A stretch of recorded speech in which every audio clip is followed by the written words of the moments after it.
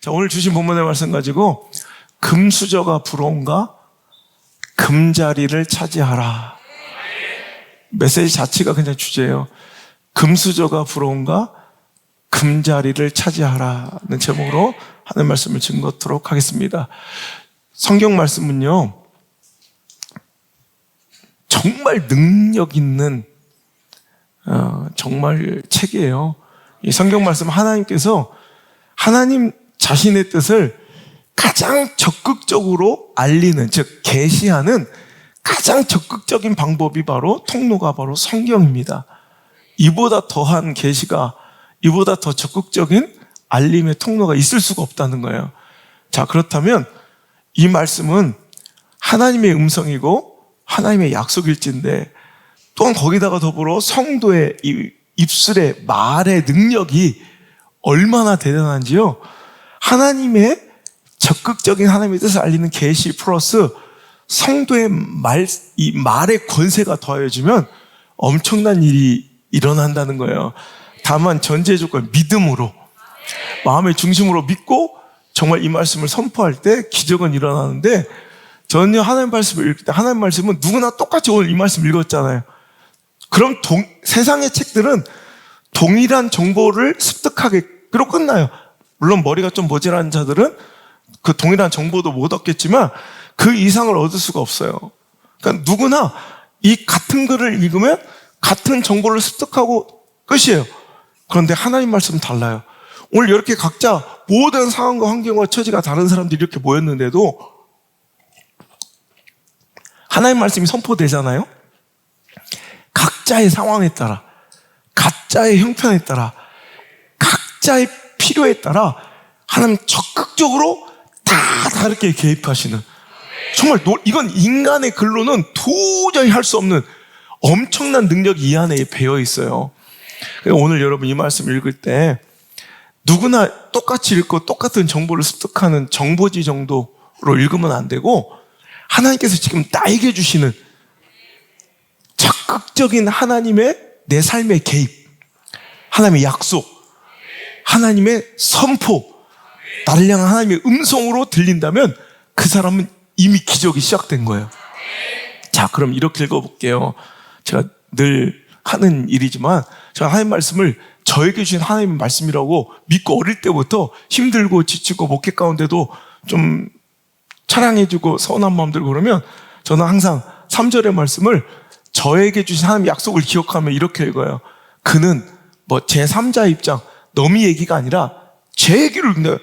호성이는 시냇가에 심은 나무가 철을 따라 열매를 맺으며 그 잎사귀가 마르지 않음 같으니 호성이가 하는 모든 일이 다 형통하리로다.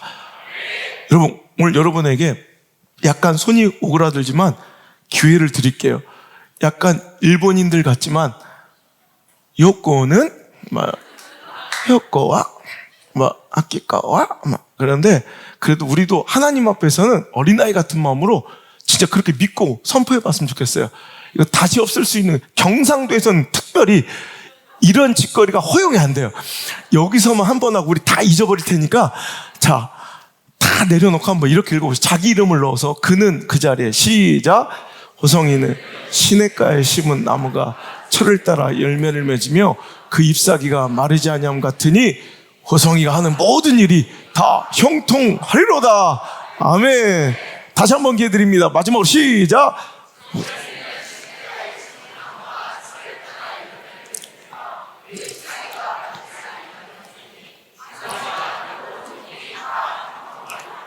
할렐루야. 그래 또 우리 미디어 성전 가족들도 그렇게 한번 외쳐보시길 바라요. 자, 여러분에게 오늘 제가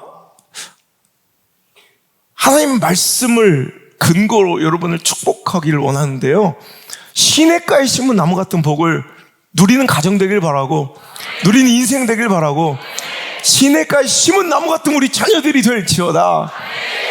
시냇가에 심은 나무는 어떻대요? 철을 따라 열매를 맺으며 그 잎사귀가 마르지 아니함 같으니 그가 하는 모든 일이 다 형통할 거래요. 그가 성공의 아이템을 쫓아야, 그가 시대 변화를 빠르게 대처해야 복을 받는 것이 아니라 어떤 시대든 어떤 변화가 오든 어떤 상황이든 어떤 처지이든 어떤 형편이든 그가 손대는 것이 무조건 복의 아이템이 되고 그가 손대는 것이 형통하게 된다는 거예요. 여러분, 이게 바로 하나님께 선택하신 자들의 축복입니다. 뭘 가야, 어디 가서 줄을 서야, 누구 밑에 있어야, 어떤 쪽으로 방향을 들고 어디에다가 올인하고 투자해야가 아니라 오늘 제가 늘 주장하는 것처럼 하나님께만 붙들려 있으면 무엇을 붙잡아도 승리하고 성공하고 형통케 되는 것.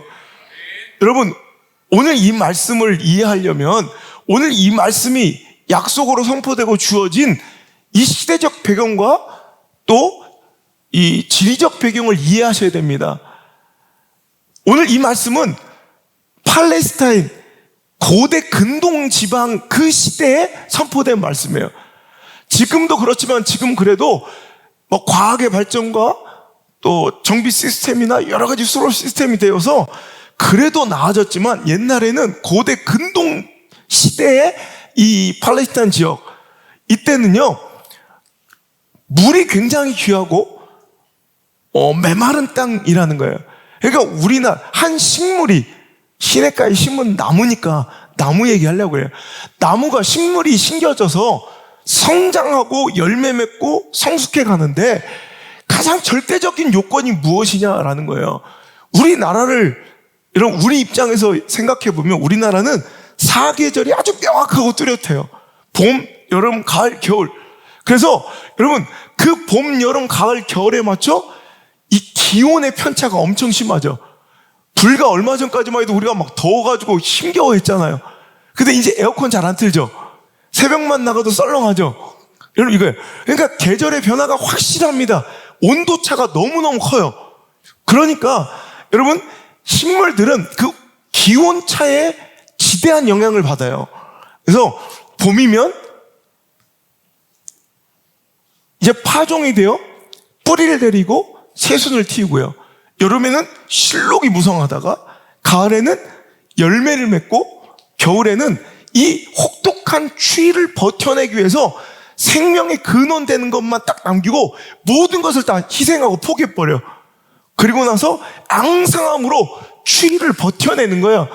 혹독한 이 겨울을 견뎌내는 거예요.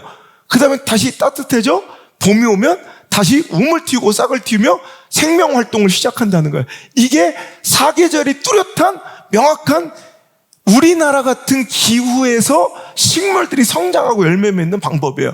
하지만 누누이 얘기 드리지만 오늘 이 말씀 시냇가에 심은 나무의 축복이 선포된 이 말씀은 여러분 이제 고대 근동 지금 몇천 년 전 여러분 팔레스타인 지방 이 사막 지역에서 주신 말씀이라는 걸 우리는 유념해서 읽어야 돼요.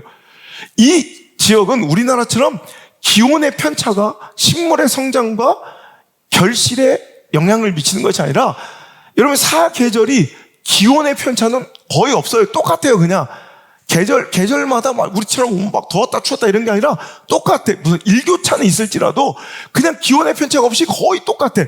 그런데 이 지역에는 우기와 건기가 있다는 거예요. 우리는 그냥 뭐 사시사철 비가 그냥 물론 좀 더 많이 내린 장마철 있지만 거의 대부분 비가 내리잖아요. 그런데 이 팔레스타인 지역은 건기 때는 비가 한 방울도 안 내리고 우기가 되면 그때만 바짝 비가 확 내리고 끝나는 거예요. 그러니까 여러분 식물들은 우리나라처럼 사계절 영향을 받는 이런 기후에서는 식물들의 성장과 결실에 가장 지대한 영향을 미치는 게 뭐라고요? 기온의 편차예요. 기온. 하지만 이런 팔레스타인 사막 지역에서는 식물의 발육과 성장과 결실에 가장 영향을 미치는 건 뭐라고요? 바로 강수량, 수분의 차이라는 거예요. 건기 때는 이 메마름에 다 타 죽어가고 황폐했던 이 황무지가요.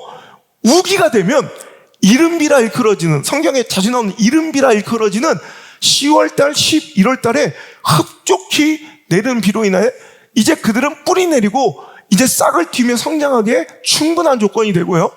늦은 비라 일컬어지는 3, 4월에는 이제 마지막 흡족히 내리는 그 비에 이제 식물들은 무럭무럭 자라나고 이제 5월, 6월부터 막 결실이 시작되는 거예요. 여러분 그겁니다. 오늘 여러분 우기 때는 어떤 식물도 무럭무럭 잘 자라요.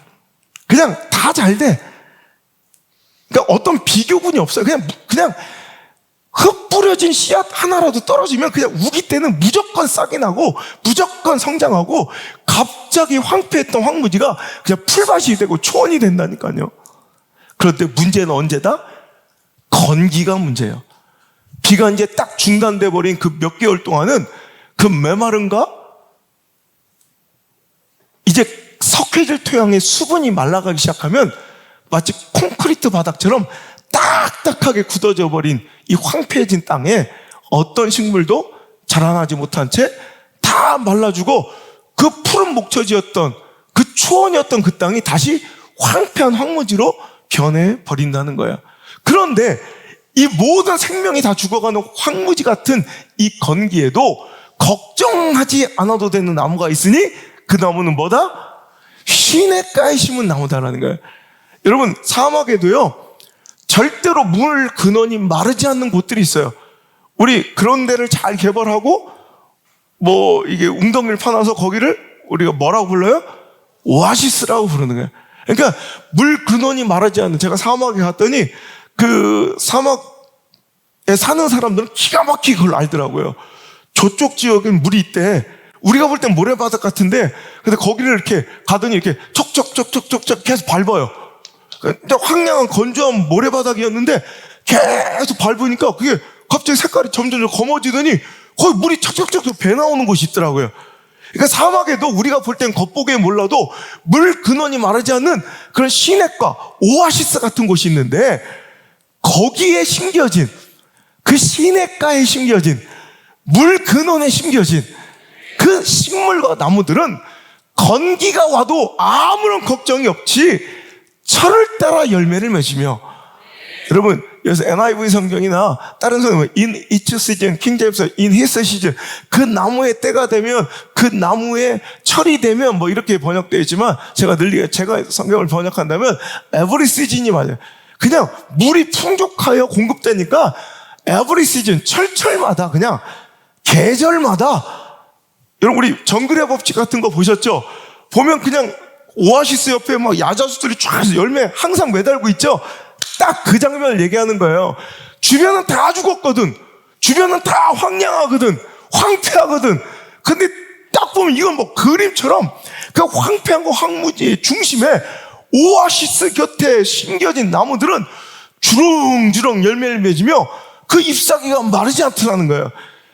야, 이 얘기를 하면 그때 사람들은 그걸 딱 이해를 하는 거예요. 마치 하나님의 사람들은, 하나님께서 택하신 백성들은 여러분 이런 시냇가에 심은 나무처럼 여러분 건기를 두려워하지 않아도 돼요. 여러분 경기를 따르지 않아요. 그 침체에 무너지지 않고 어떤 상황과 처지와 확률 가능성 속에서도, 어떤 시대에 급변하는 상황 속에서도 하나님께서 붙들시고 하나님께서 선택만 하시면, 아니 거꾸로 우리가 하나님께 붙들림 당하고 하나님께 내 인생에 뿌리를 내리면 여러분 어떤 상황에도 그가 무엇을 하든지 형통하리로다 하신 그 약속처럼 시냇가에 심은 오아시스 곁에 심겨진 나무처럼 여러분 철철마다 열매를 맺고 그 잎사귀가 마르지 않고 무성한 그 아름다운 나무들처럼 여러분 오늘도 이 힘들고 어려운 재난과 같은 재앙과 같은 경제적 위기 속에서도, 어려움의 시대와 암울한 영적 어둠의 캄캄한 혼돈의 시대 속에서도 믿음의 거장이 되고, 여러분 축복의 사람이 되고, 영향력 있는 사람이 되고, 파워 엘리트가 되어 그 분야에서 두강을 나타내며 하나님께 영광을 돌리는 멋진 인물이 탄생할 수 있다는 것입니다. 여러분, 어떤 나무가 자라는 데 있어서 품종, 종자는 물론 중요한 요소입니다.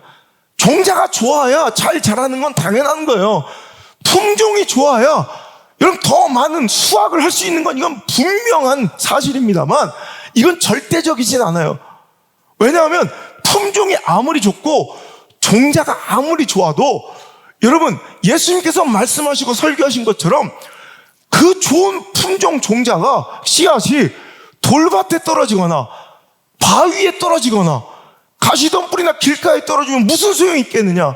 아무런 열매를 맺지 못한다는 거예요. 하지만 좀 덜 떨어지고, 뭐 자기에게라고 화난 거예요?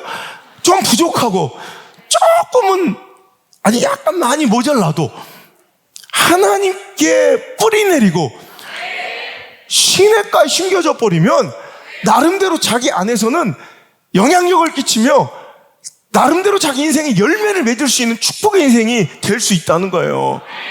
오늘 그러니까 여러분 중요한 건 품종이 중요하냐 자리가 중요하냐 이 문제예요. 품종과 종자보다 더 중요한 것이 바로 그가 뿌리 내린 심겨진 장소 자리라는 거예요.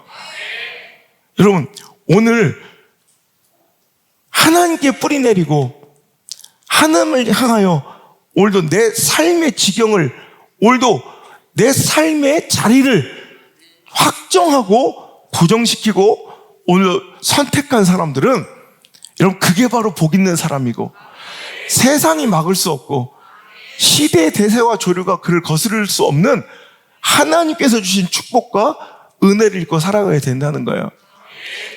그 복 있는 사람들을 볼까요? 1절 시작. 복 있는 사람은 악인들의 꾀를 따르지 아니하며 죄인들의 길에 서지 아니하며 오만한 자들의 자리에 앉지 아니하고 오직 여호와의 율법을 즐거워하여 그 율법을 주야로 그러니까 시냇가에 심긴 나무는 어떻게 우리가 시냇가에 심긴 나무가 될 것이냐, 즉 어떻게 하나님께 내가 뿌리를 내리고 하나님 곁에서 내가 자라날 수 있느냐, 복 있는 자리에 설 수 있는 것이냐.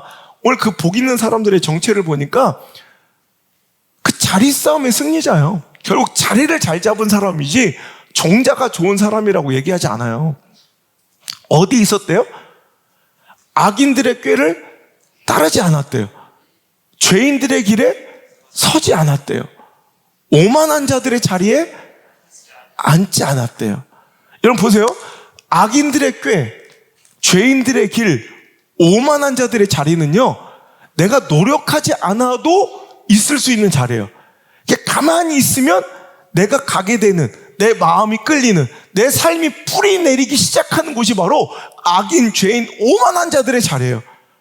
그러니까 여러분, 애들이 열심히 노력해서 그 톡 쏘는 그 막 목을 따갑게 만들고 찢을 것 같은 그 아픈 음료, 콜라를 막 열심히 학원 가서 배워요? 몸에 안 좋은 거는요, 그냥 알아서 배워요. 늘 놀이터에서 애들이 4시간만 놀다 들어오면 뭐 배워와요? 욕을 배워와요. 아니에요? 우리 집 애들만 그래요? 애들 놀이터에서 4시간 놀다 들어오더니 목사님 사도신경을 외워왔어요. 뭐 이런 얘기 들어봤어요?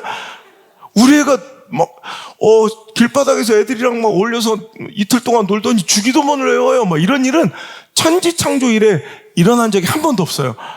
여러분, 그냥 가만히 있어도 악한 곳, 죄 짓는 곳, 오만한 곳, 이거는 가만히 있어도 내 본성과 죄성이 이끌어가는 곳이라 특별히 노력할 필요가 없어요. 그런데 오늘 그 대신 복 있는 사람은 거기에 있지 않는 것, 내가 거기에 자리 잡지 않는 것으로 만족하지 않아요. 그 대신 어디를 향해요? 하나님의 뜻을 향해요.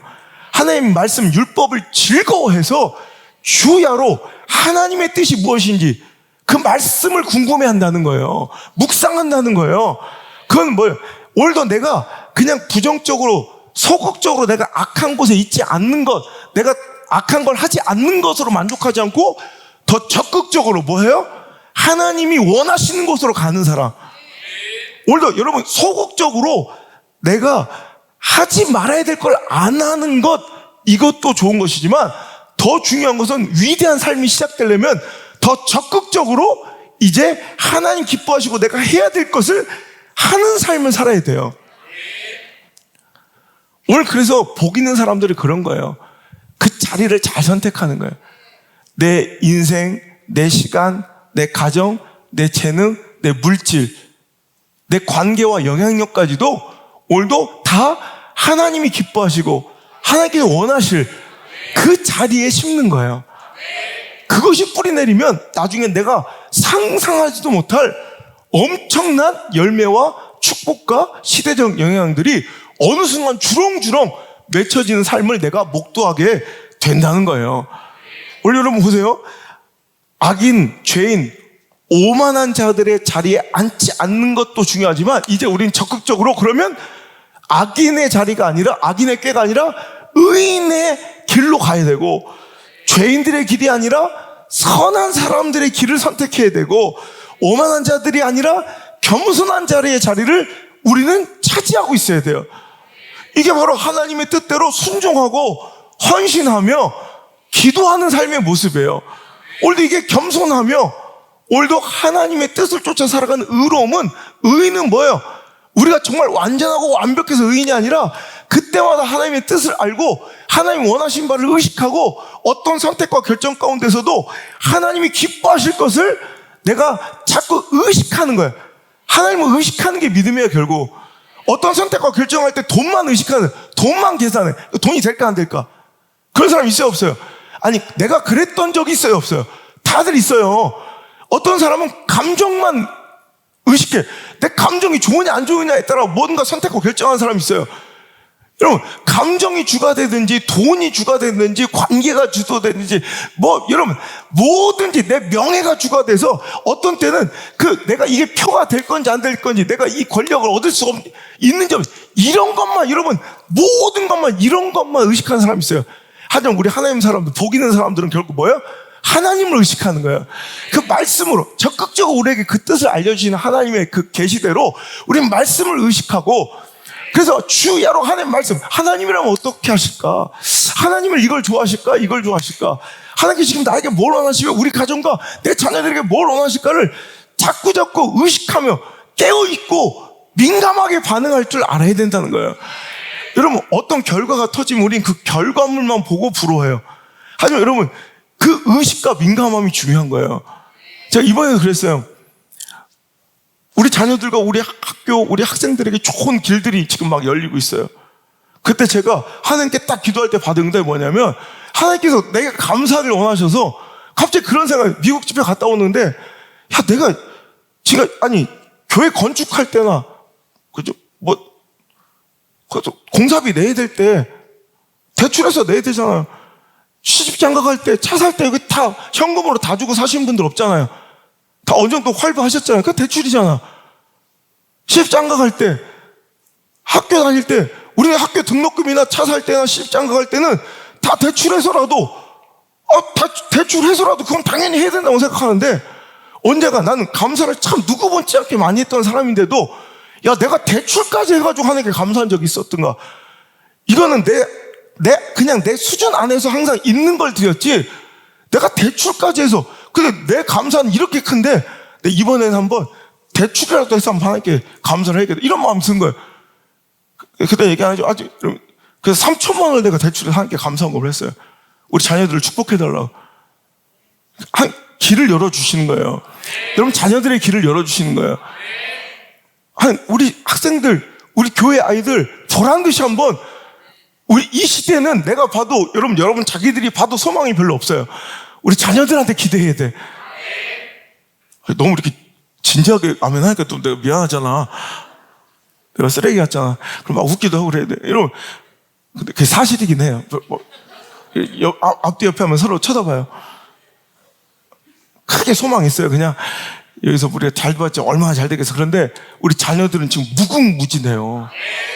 거기에 우리는 올인해야 돼. 그랬더니 하나님께서 우리 자녀들을 길을 열어주시잖아요. 여러분, 이번에도 임교수 만났지만 또 있어요. 그런 이가 하나 또 여자분이 있는데 또 있어요. 그리고 또 다른 적이 또 있어요. 이런 죽었다 깨어나도 만날 수 없는 사람들이 멘토를 자처하고 우리 자녀들 기다리고 있다고. 이게 엄청난 축복이에요. 그죠? 여러분, 이게 바로 하나님께 민감할 때, 하나님의 뜻을 우리가 정말 의지할 때. 근데 우리는 자꾸 돈만 계산하고 상황을 계산하고 처지와 형편과 가능성은 잘 따지는데 하나님의 뜻을 분별하고 그 뜻을 따라 살기를 거기다 뿌리 내리고 헌신하고 투자하기를 우리는 마음 급급해하지 않으면서 맨날 뭐 하고 있냐면 금수저만 부러워하는 거예요. 여러분 생각해요. 오늘 말씀의 제목처럼 금수저가 부럽습니까? 아니 금자리를 차지하면 될 거 아니에요. 전 그렇게, 여러분, 생각해보면 금수저는요, 출생과 출신은 내가 선택할 수 있는 게 아니에요. 맨날 망하고 루저들, 그리고 열등감에 쩔어 사는 사람들의 공통된 특징은 내가 선택할 수 없는 출신, 그죠? 출생, 지역, 인종, 이런 거에 막 집착하며 이거 내가 어떻게 선택할 수도 없는 거야. 그런 거에 빠져가지고 맨날 열등감만 느끼고 루저다운 선택과 결정만 하며 살아가요. 하지만 여러분, 금자리는 이제부터 내가 얼마든지 선택해 나갈 수 있는 자리예요. 여러분, 금수저는 내가 금수저로 태어나고 싶지만 우리 못 태어났잖아요. 금수저는 내가 결정할 수 없었지만 금자리는 내가 선택할 수 있다는 거예요. 옛날에 부흥회를 하면요, 이런 얘기가 있었어요. 금자리를 차지한다고 쌩 난리였어요. 우리 교회 부흥회뿐만 아니라 너미 교회 부흥회 때도 막 그냥 그 은혜를 사모하는 마음에 막 그냥 어떻게든 앞에서 은혜 받으려고, 그래서 이 앞에를 금자리라고 그 막 서로 막 싸우고 난리야. 지금처럼 이렇게 의자가 픽스되어 있는 게 아니라 그냥 자부동 있죠, 방석, 그 막 끌고 나서 앉으면 거기가 자리야. 그러니까 막 앞에 나와서 자기는 여기가 맨 앞줄이라고 생각했는데 늦게 온 사람이 막 비집고 막 웅덩이를 막 그냥 비집고 들어와서 여기 막 낑겨 앉는 거예요. 그러면 이 사람 삔또 상해서 막 서로 싸우고 막 그랬다고. 이게 금자리예요. 목사의 막 침이 튀기는 자리가 막 성수라고, 물론 그건 보급적이진 않아. 근데 여기 금자리라고, 저쪽 은자리라고, 저 뒤는 동자리라고, 그 뒤에는 또 똥자리라고 막 그랬다고. 그러면서 앞자리를 사모하는 그런 마음들이 있었어요. 그러니까 여러분, 우리가, 나는 금수저를 부러워하는 만큼 당신은 금자리를 그렇게 사모해 봤나? 하나님께서 기뻐하시고 하나님께서 원하실 그 예배의 자리, 은혜의 자리, 헌신의 자리, 순종의 자리, 선교의 자리, 전도의 자리, 건축의 자리, 이거 그렇게 부러워해 봤어요? 안 했잖아. 금수저만 맨날 부러워하지 적극적으로 내가 금자리는 선택하지 않으면서 맨날 열등함과 이런 시기와 분노와 질투에, 이런 열정과 열심이 아닌 시기와 분노로 살아가는 사람, 이게 루저예요. 하지만 여러분, 승리자는 항상 내가 지금 현재 선택할 수 있는 금자리, 가장 내 안에서 최선의 자리를 찾아가요. 가장 하나님과 가까운 자리로 내 마음을 쏟고 가장 하나님 기뻐하는 자리로 자꾸 내 방향, 인생의 방향을 틀어서 어떻게든 좀 멀지만, 나는 금수저는 아니지만 1cm라도 하나님께 더 가까이 나가려고, 한 자라도 하나님께 가까워지려고, 그 영성이 깊어지려고, 1도씨라도 내 신앙의 열정이 더 뜨거워지려고 몸부림치며 살아간다고요. 그 노력은 없이 하나님과의 관계에 그 금자리는 부러워하지 않고 맨날 금수저만 부러워하는 자들이 있다는 거예요. 이건 바로 미혹된 신앙이에요. 그리스도가 내 목적이 아니라 신앙 가운데 얻어진 유익이 목적인 사람들은 철저히 회개하시길 바랍니다. 이건 망할 신앙이에요. 이건 뭐 이 땅에서 내 가정, 내 자식 새끼 잘 되고 못 살고, 이게 아니라 영혼이 망하는 짓이에요. 이거 천국과 멀어지는 짓이에요. 내 인생과 신앙과 예배의 목적은 하나님이셔야 돼요. 신앙 가운데 얻어진 유익이 목적인 것은 이게 바로 미혹된 신앙이라고. 여러분, 하나님을 꿈꾸고 하나님을 바라보고 하나님만 목적이고 하나님만 향한 이런 신앙을 하나님 기뻐하셔서 마치 시냇가에 심은 나무처럼 뿌리를 잡고 내 모든 에너지와 열정과 정신과 신경과 내 모든 물질과 관심을 하나님께 쏟는 거예요. 여러분, 록펠러라는 세계 최대 부호가 있어요. 여러분 아시죠? 뉴욕에 가면 록펠러 빌딩이 있죠. 여러분, 록펠러는 이미 30대 100만 장자가 되었고요.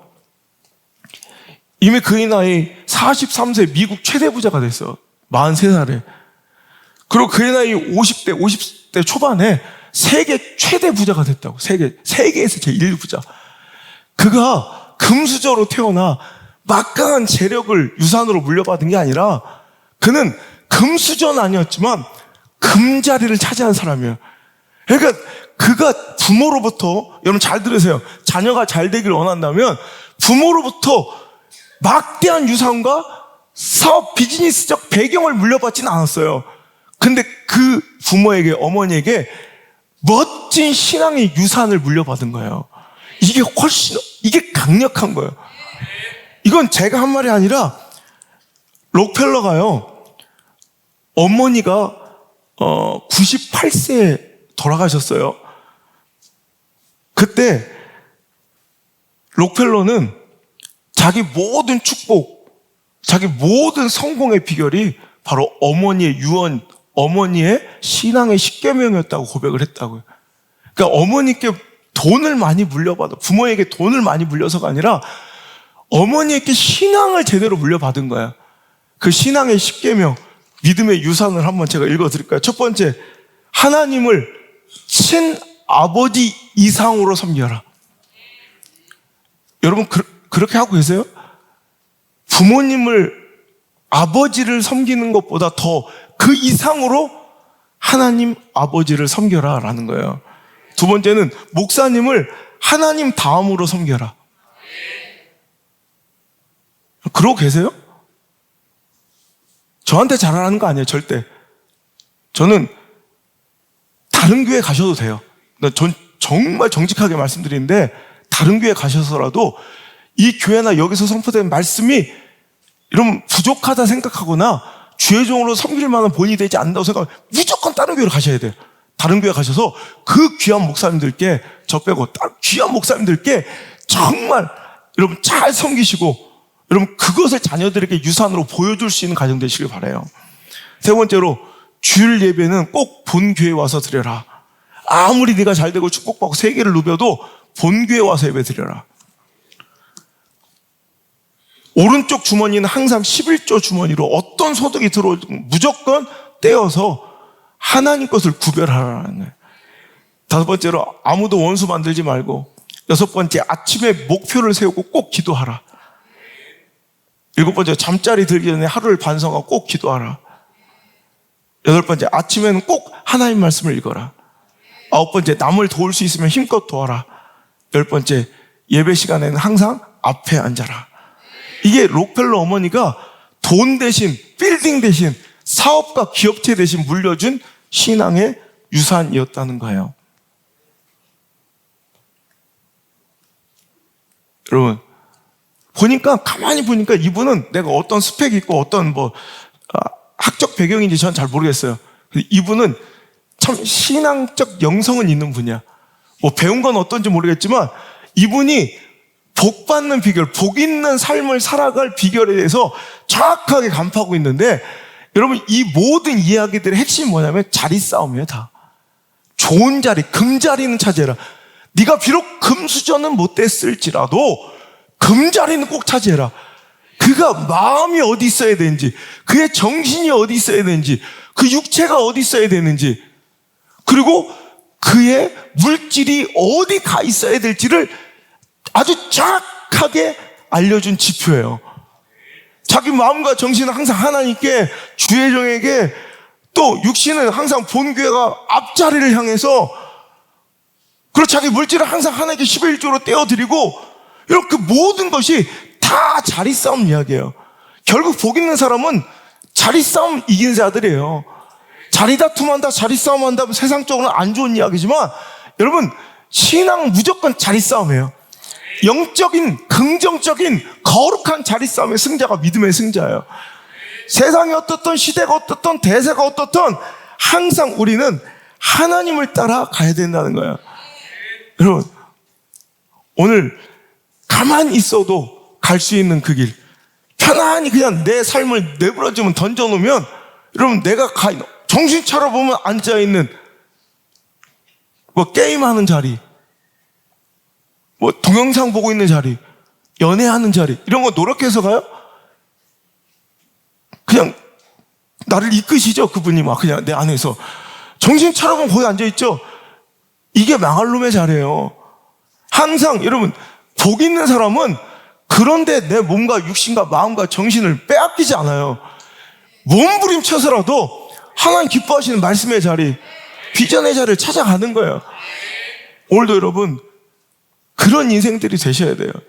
그런 선택을 계속해서 지속적으로 못 오면 그 선택과 결정의 결과물이 그 인생의 평가예요.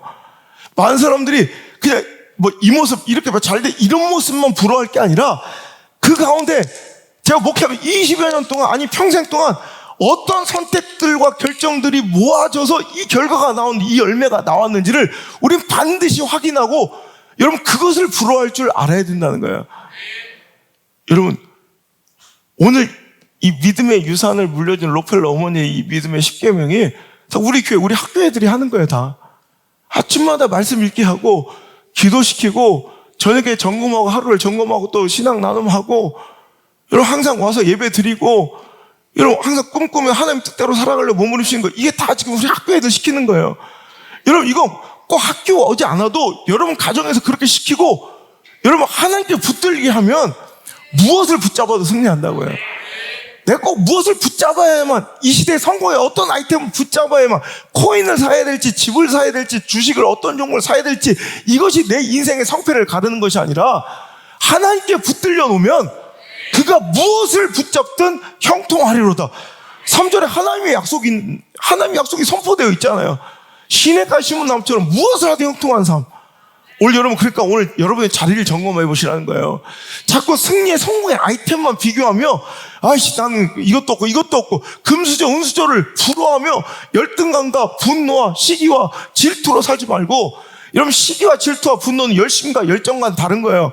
우리 열심과 열정이라고 착각 시기와 부투와 열등감을 내가 뭐 애착이 많고 내 자녀한테 뭐 열심 있고 열정 있다고 착각해.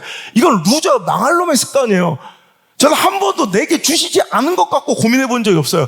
내가 지금 할 수 있는 걸 하는 거예요. 내가 지금 해야 될 것 하는 거예요. 초등학교 2학년 때 저는 학원도 한 번 안 다녀봤어요. 하지만 내가 지금 할 수 있는 것, 내가 해야 할 것, 이거 내가 할 수 있는 최선의 자리를 1cm씩 하나님께로 더 복받을 자리로 옮겨 놓으면 그 결과물들이 지금은 별 티가 안 나도 나중에 모두 보면 엄청난 결과의 차이를 나타낼 거라는 거예요. 오늘도 그 선택을 하시는 그 방향으로 뿌리를 내리시는 망할 놈의 자리로 뿌리를 내리지 말고 복이 있는 자리로 뿌리를 내리시기를 주 여러분 축복합니다. 여러분 이 책이 바로 그런 내용들이 들어가 있어요. 복 있는 자리를 향하는 선택. 뭐 어렵죠. 순간순간 어렵잖아요. 이번에 하버드 출신의 그 교수님이 그러더라고. 이 책을 읽고 목사님 자기한테 이런 어른이 내가 어릴 때 목사님 같은 어른이 혹은 이런 지침이 있었으면 자기가 정말 훨씬 더 편하게 이 자리까지 올 수 있었겠다고. 여러분 중요한 거예요. 주신 것 소중하게 여기며 하나님의 말씀을 근거로 지표로 여러분 그것들을 잘 선택할 수 있길 바랍니다. 소극적으로 그거 안 하는 것에 만족하지 말고 여러분 그렇잖아. 내가 범죄하던 거 옛날 누가 봐도 이거 망할 짓이야. 허황 때가 여러분 허세보다 실속을 택하라. 요즘 허세에 다 망해요. 지금 남한테 보여주는 삶으로 내 인생 진짜 인생을 다 망치는 거예요. 그래도 그 허세만 안 부리면 되는 게 아니라 그다음 실속을 택해야 돼요. 이제 적극적으로 이제 망할 짓을 안 하는 것에 여러분 이제 그것을 만족하지 말고 복받을 일을 하는 쪽으로 가셔야 돼요. 무슨 얘기인지 아시겠어요? 여러분 내가 하지 말아야 될 걸 하는 것도 죄예요. 그죠? 근데 해야 될 걸 안 하는 것도 죄예요. 우리는 하지 말아야 될 걸 안 하는 그것만으로 자꾸 만족해. 해야 될 걸 안 하는 것도 죄예요.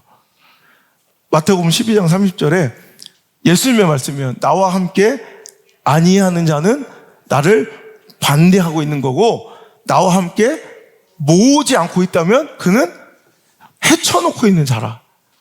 무슨 말씀인지 아시겠어요? 적극적으로 하나님과 함께 하지 않으면 거기에 뿌리 내리지 않으면 이거 하나님을 반대하고 있는 거예요. 적극적으로 하나님께서 원하신 걸 모으고 있지 않으면 나는 헤쳐버리고 있는 자라는 걸 기억하시고 모으는 자 되시길 바라고 하나님과 함께 하는 자가 되시기를 주 여러분 축복합니다. 여러분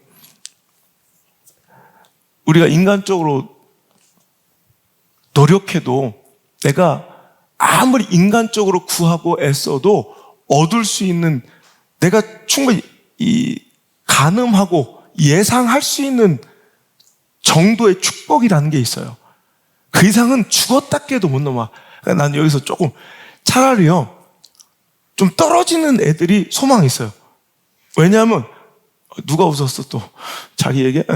차라리 좀 아예 공부에 적성이 이런 애들이 오히려 대박이 터져요.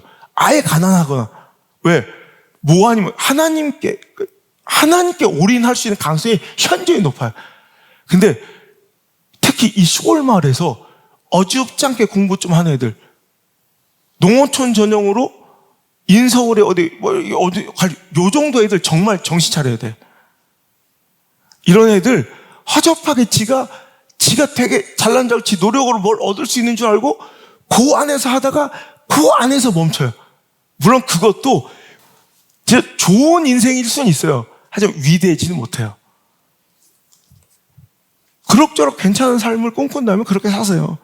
하지만 위대한 인생을 꿈꾼다면 여러분 이제 뭔가 개혁하고 도전해야 될 때야. 그렇게 살아서 절대로 위대한 삶이 나에게 어느 날 툭 찾아오지 않아요. 하나님의 말씀은 늘 어디를 가르치느냐? 그냥 내일을 가르치고 꿈을 향하고 하나님의 선하신 뜻과 목적을 향하고 그리고 좁은 길을 항상 가르치고 있어요. 항상. 근데 세상은 내 마음과 정욕과 본성과 죄성은 계속해서 오늘을 탐하고 쾌락을 탐하고 그리고 넓은 길을 선택하려 해요. 하지만 그 모든 것들을 오늘도 하나님 쪽으로 향하고 오늘도 현실, 쾌락, 즐거움, 육신이 아니라 꿈, 고통과 인내, 미래를 선택하며 뿌리낼 수 있는 우리 자녀들 되길 바라고 내 뜻과 감정이 아니라 하나님의 뜻에 올인할 수 있기를 바라고 넓은 길이 아닌 세상 사람이 다 가는 대세라고 불려지는 여러분 그런 여러분 시대의 대세와 통념에 내 인생을 맡기지 말고 아닌 건 아니에요. 아무리 온통 모든 사람이 다 선택했어도 아닌 건 아니에요. 내가 분명히 여기 청산가리를 타는 걸 봤어요. 근데 사람들은 다 100명 중에 99명 이거 다 괜찮대. 마셔도 된대. 아무리 여러분 다수결로 100명이 이걸 마셔도 된다고 해도 이거 아닌 건 아닌 거예요. 무슨 얘기인지 아시겠어요?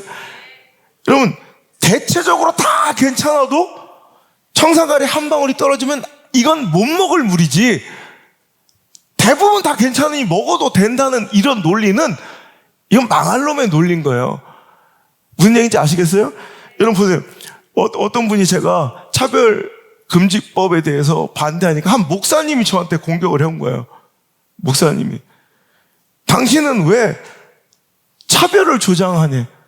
내가 언제 차별을 주장했습니까? 했더니 왜 차별금지법을 반대해? 제가 언제 차별금지를 반대했습니까?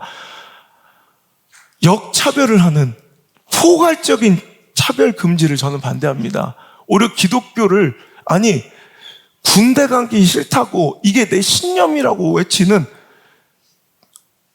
내 총 들기 싫다고 난 이게 자기 신념이라고 외치는 그 몇몇 사람들의 신념과 인권도 그렇게 사랑하고 보여주는 이 나라가 그 정권이 어째 우리 대한민국 국민의 4분의 1이 믿고 따르는 신념 이 성경을 이렇게 무시하고 송두리째 재갈을 물리려 하냐. 난 이것에는 목에 칼이 들어와도 나는 찬성할 수 없습니다. 그랬더니 차별금지법에 그럼 남녀차별, 인종차별, 학력차별, 장애우를 차별하는 이런 것들이 다 들어가 있는데 그럼 그것들까지 저 같은 목사가 반대하는 바람에 통과하고 있지 못하다. 그러면 정치인들을 압박해서 이 양성평등이 아닌 성평등이라는 오묘한 이런 잘못된 이걸 빼라고 해야지 왜 나한테 저를 하시냐. 이걸 빼고 그걸 빨리 통과를 시켜야지. 그렇잖아요. 양성은 평등해. 남녀는 차별받지 않고 평등해야 돼요. 하지만 성평등, 어떤 성적 지향을 갖고도 그게 그러니까 여러분 여자 탈의실에 남자가 버젓이 성기를 들고 들어오잖아요. 자기는 여자라고 마음속으로. 이런 일 얼마 전에 그러다가 여자 화장실에 들어와서 성폭행을 당했잖아 애들이. 이게 버젓이 일어난 일이에요. 난 그걸 반대한다. 무슨 얘기인지 아시겠죠? 여러분 아무리 시대가 다 그렇게 흘러가도 아닌 건 아닌 거예요. 대세가 진리는 아닌 거예요. 이제는 이런 것들을 받아들이지 않으면 몰지각하고 덜 문명화된 원시인처럼 취급받아요. 제가 덜 문명화되게 보여요? 제가 무식해 보여요? 제가 들떨어져 보여요? 이건 절대 그래요. 전 신념이고 이게 가치관이에요. 이게 신앙이에요.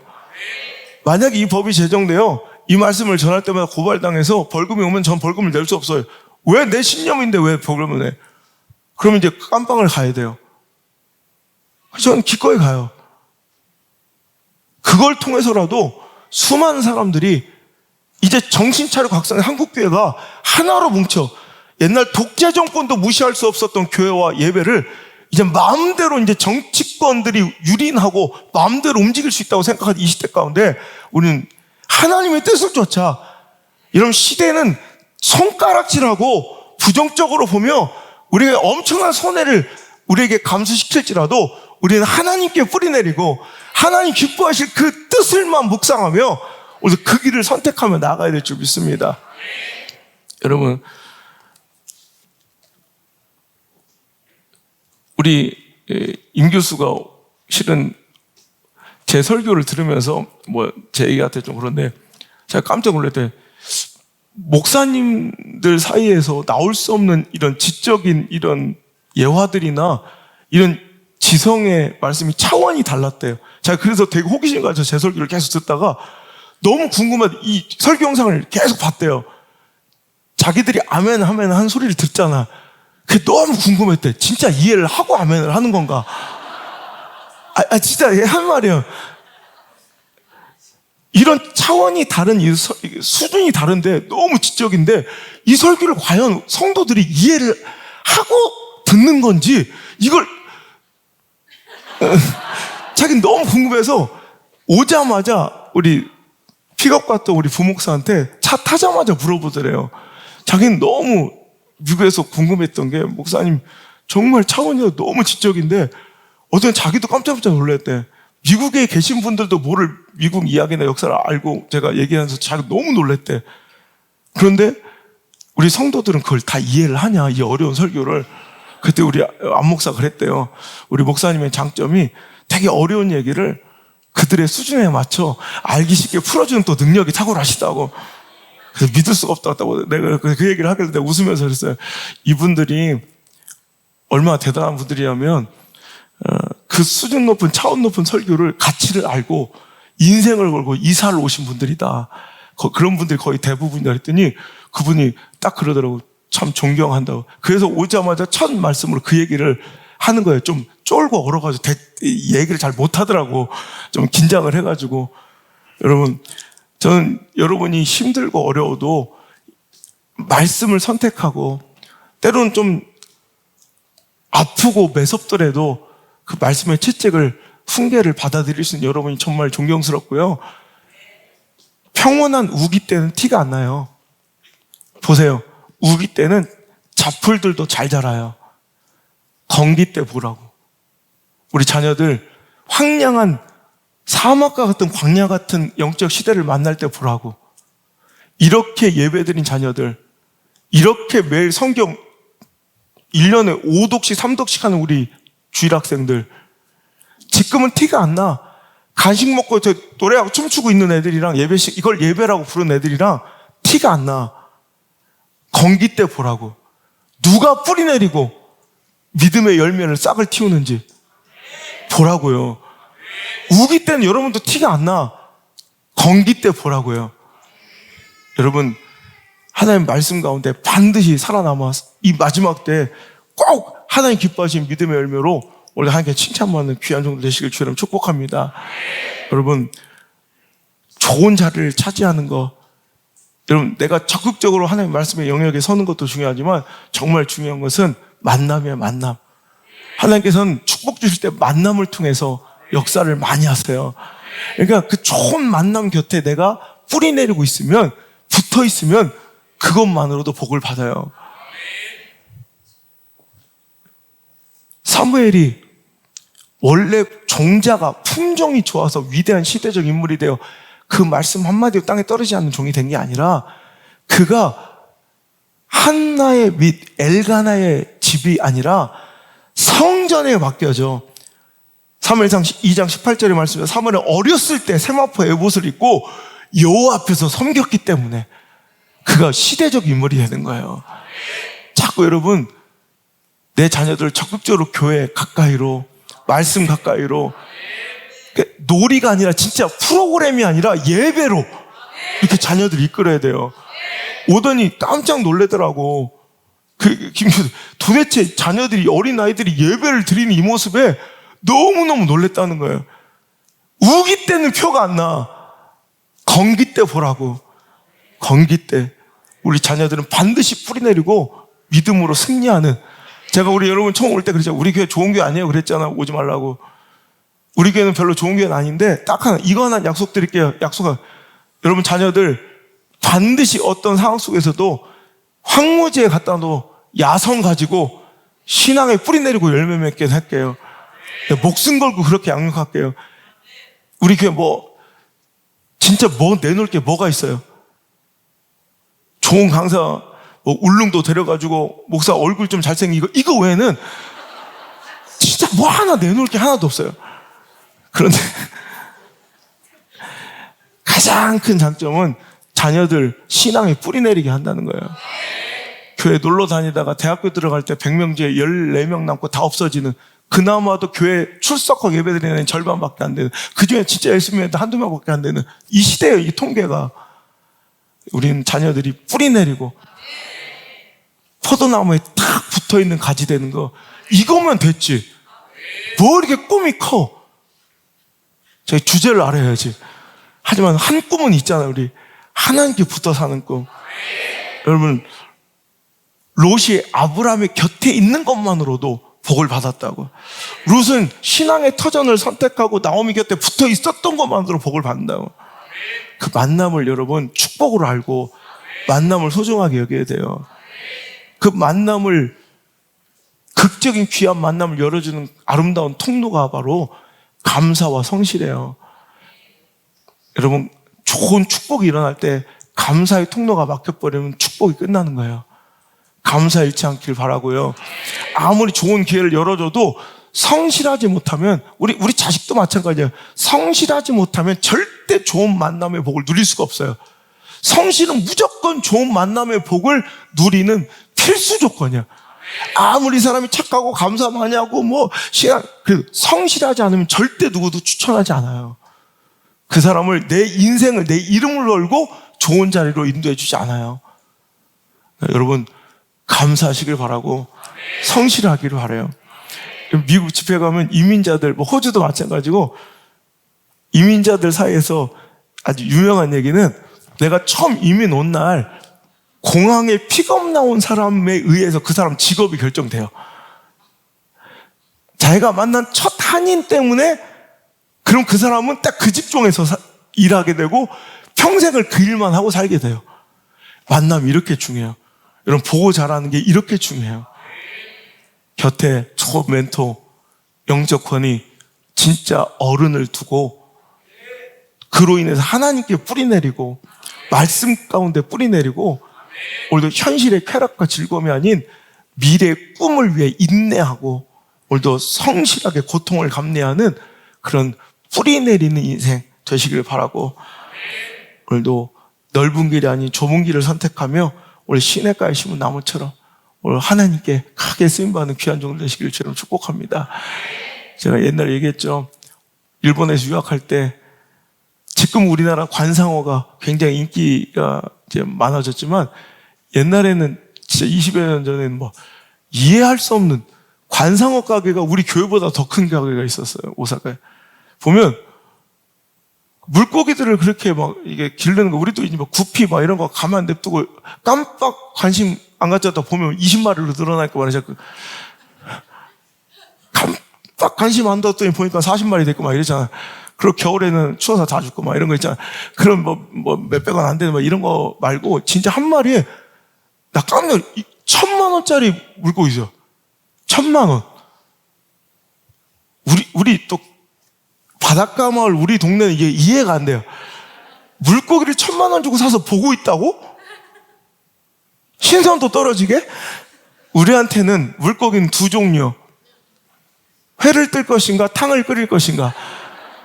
좀 더 구체적으로 들어가면 질이냐 매운탕이냐 뭐 이 정도지. 근데 1,000만 원짜리 고기를 사서 걔 보고만 있는 거예요. 미친 짓이죠. 근데 그게 인기를 끌고 있더라고요. 근데 거기서 만난 물고기 중에 코이라는 종자의 물고기 있어요. 우리나라에 유금이라는 종자로 팔리는, 이렇게 배 볼록해서 왜 색깔 예쁜 붕어 같은 고기 있잖아요. 많은 거.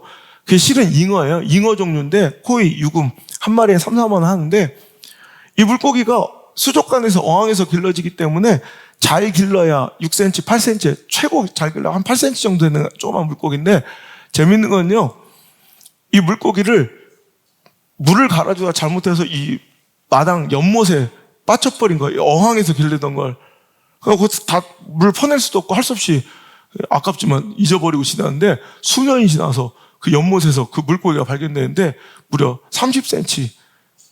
만약에 예를 들어서 어항에 그 코이라는 물고기를 키울 때 30cm짜리 8마리만 대봐. 생각만 해도 끔찍하죠. 막 어항이 막 터져버리겠죠. 근데 아무리 막 온도 잘 체크해주고 물레방아 막 돌려주고 막 붕어들이 그거 좋아하나 할까? 보석함 같은 거 이렇게 꼭 하나 두잖아. 근데 그렇게 해줘서 다 맞춰주고 시시때때로 사려줘도 6cm, 8cm밖에 안 자라는 물고기들이 이 넓은 연못에서 키우니까 30cm가 넘어가더라는 거예요. 그래서 그걸 저수지에 큰 강에 방류해 놨더니 그 잡힌 물고기 사진 인터넷에서 떠다니는 거 보면 여러분 1m 20짜리가 끔찍하죠. 그 항아리에 있었어 봐. 이거 2마리만 있으면 박살나고. 여러분 보세요. 피레미 같은 인생이 될 법한 사람들이 두려워요. 온도 맞춰주고 때때마다 밥 주는 그 안전한 환경에 있고 싶어요. 하나님 부르신 그 자리는 늘 두렵고 부담스럽고 버겁기만 해요. 하지만 우리 가정과 내 자녀와 우리 인생을 하나님 부르시는 그 연못에 담을 때, 더 나아가 큰 저수지에 호수에 담을 때 피레미로 살 뻔한 인생들이 대어가 되는 축복이 있다는 거예요. 어항에서 아무리 내가 노력해봤자 6cm냐 8cm냐의 싸움이었어요. 하지만 하나님의 뜻과 비전과 말씀에 그 인생이 담겨질 때 이제 6cm 8cm가 아니라 얼마? 1m냐 1m 20이냐 어마어마한 수준이 다른, 차원이 다른, 격이 다른 인생을 시작하게 된다는 거예요. 오늘도 여러분 그런 의미의 큰 꿈을 꾸시고 그런 의미의 한 가지 꿈을 꾸시는, 하나님께 붙들린 인생, 하나님께 뿌리 내리는 인생이 우리 교회가 되길 바라고, 우리 가정이 되길 바라고, 내 인생이 되길 바라고, 내 자녀들의 인생이 되길 원합니다. 하나님께 기도하는 마음으로 우리 찬양하며 나가길 바랍니다. 그렇습니다. 주님이 나의 꿈이십니다. 그렇습니다. 하나님이 나의 목적입니다. 내 목적을 위해 수단으로 하나님이 필요한 것이 아니라 주님만이 나의 목적이십니다. 오늘 시대가 문명의 위기를 당하여 하나님보다 정치를, 과학을, 돈과 물질을 더 사모하고 의지해 오늘도 바알과 아세라처럼 숭배하고 있습니다. 그들이 내 삶을 지배하고 축복으로 이끌 수 있다 생각하니 그것을 얻을 수 있는 조금 더 가능성 있는 환경과 처지를 부러워하며 오늘도 금수저를 부러워하며 오늘도 열등감과 마음속에 시기와 질투와 분노로 가득 채우고 있는 시대입니다. 선택할 수도 없는 금수저만 부러워하고 질투하고 열등감 느끼지 말고 내가 지금 얼마든지 선택할 수 있는 하나님 원하시는 금자리를 사모하고 열망하는 지혜로운 우리 성도들이 다 될 수 있도록 인도하여 주옵소서. 실패하는 루저들처럼 열등감과 분노, 열정과 열심이 아닌 시기와 질투로 살아가는 자들 되지 않게 하시고 내 선택이 여지도 없는 가정과 출신과 출생, 지역에만 집착하고 분노하지 않게 하시고 실제로 더 중요한 이제부터 내가 선택해 나가야 할 하나님이 기뻐하시는 꿈과 비전, 말씀, 소명, 그 순종에 관심 가지고 오늘도 내 인생과 내 물질과 내 시간과 내 모든 가정과 자녀들의 인생을 거기에 뿌리내리는 지혜로움이 있게 하여 주시옵소서. 시냇가에 심은 나무는 메마른 건기를 두려워할 필요가 없습니다.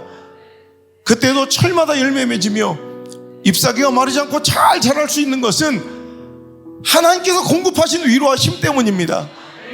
우리가 하나님을 선택하여 시대에 따라 휘청거리며 경기에 따라 무너지고 절망하는 인생들 되지 않게 하시고, 어떤 시대, 어떤 변화에도 변하지 않는 하나님의 사랑만, 그 말씀만 향하여 우리 인생 뿌리내리고 늘 당당하게 살아가는 믿음의 용사들이 되게 하여 주옵소서.